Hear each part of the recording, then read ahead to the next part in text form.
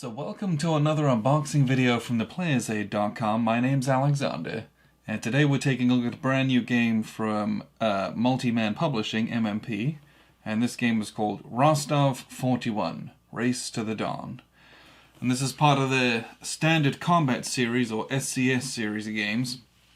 The series has been around for a while, designed by Dean Essig, who's done a number of other titles. This particular title in the series is designed by Ray Weiss, we've played a couple of his games. He's a fairly prolific designer. This is a two-player game. Obviously, it's 1941. It's East Front World War II game. I've not played any of the SCS games, but I've heard that they are really quite easy to learn, relatively speaking, especially for a war game. It has a little medium complexity, but those systems are fairly arbitrary, especially when it's low, medium, or high. I've heard that these are not overly complicated, and they're very playable.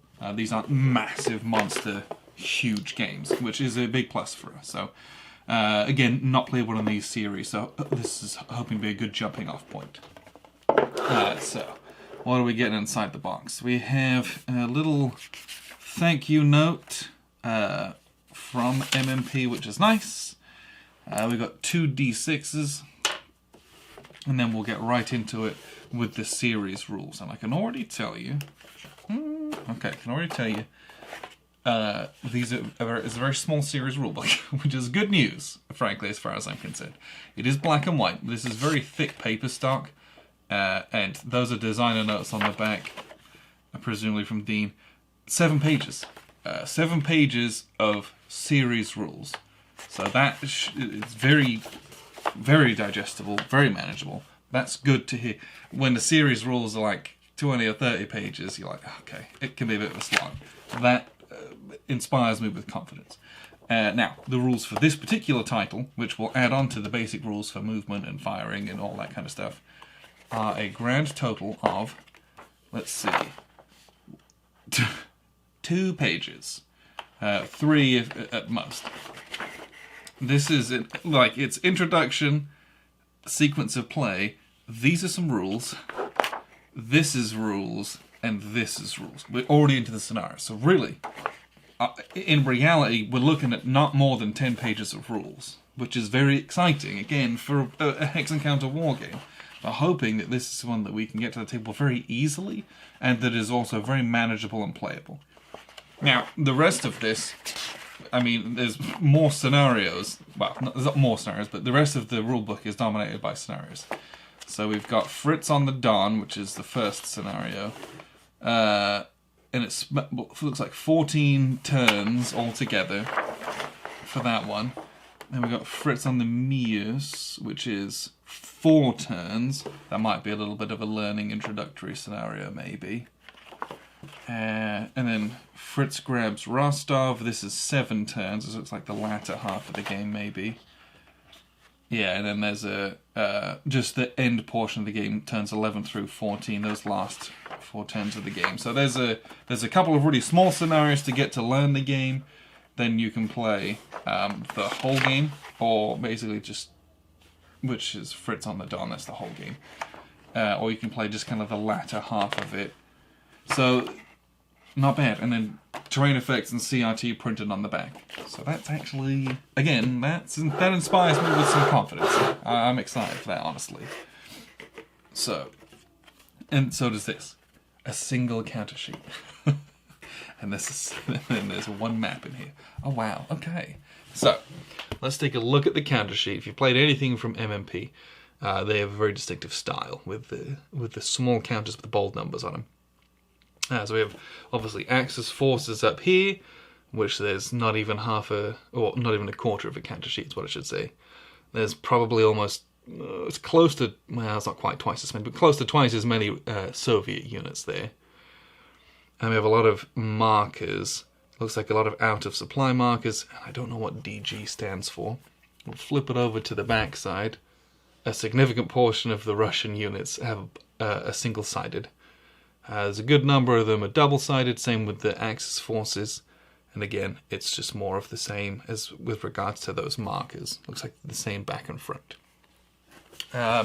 Their markers, their counters punch decently enough. These are white core.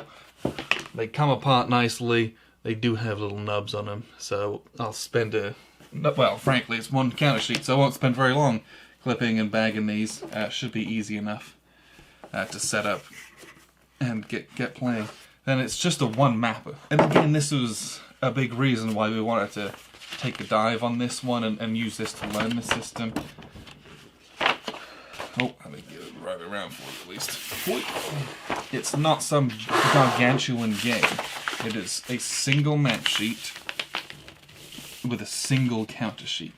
And it just, I don't know, it keeps things manageable at least.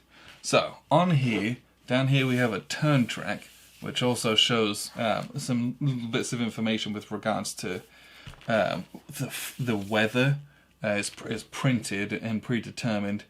Reinforcement schedules on there as well. We have some airstrikes available boxes, and I know that this flips. You know, early on, Allied Axis has it, and Soviets don't, and that's going to flip later on, I believe, or the other way around.